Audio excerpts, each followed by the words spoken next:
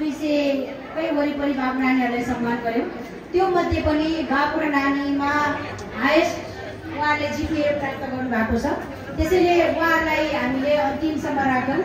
म सबैभन्दा पहिला गोल्मा बागुर तम समाजको प्रीति गुरुङ नानीलाई अगाडि बोलाउन चाहन्छु। उहाँले 3.92 जिपिए प्राप्त गर्नुभएको छ। यो असाध्यै गर्वको कुरा हो। एकचोटि जोरदार ताली नानीको लागि। प्रीति गुरुङ उहाँले गोल्मा बागुर तम समाजबाट 3.92 जिपिए ल्याएर हाइएस्ट लिएर आउनुभएको छ। उहाँलाई धेरै आशीर्वाद छ। हामी सबै तमुदी परिवारको, सबै तमुहरूको, सबै बाबा आमाहरूको आशीर्वाद छ। आगामी दिनमा पनि हामीले यसरी नै यहाँको उत्तरोत्तर प्रगति देख्न पाऊँ, म यो कुरा भन्न चाहन्छु। सँगसँगै एउटा बाबु 9औं सम्झना तमु समाजबाट शङ्कर गुरुङ उहाँले 3.85 जिपिए प्राप्त गर्नुभएको छ। यो पनि हाइएस्ट हो। त्यसैले बाबु शङ्कर गुरुङलाई पनि म अगाडि आइपुग्नको लागि अनुरोध गर्छु।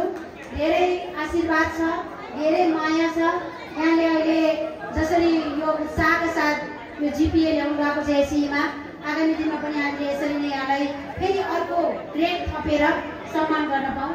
धेरै धेरै बधाई छ।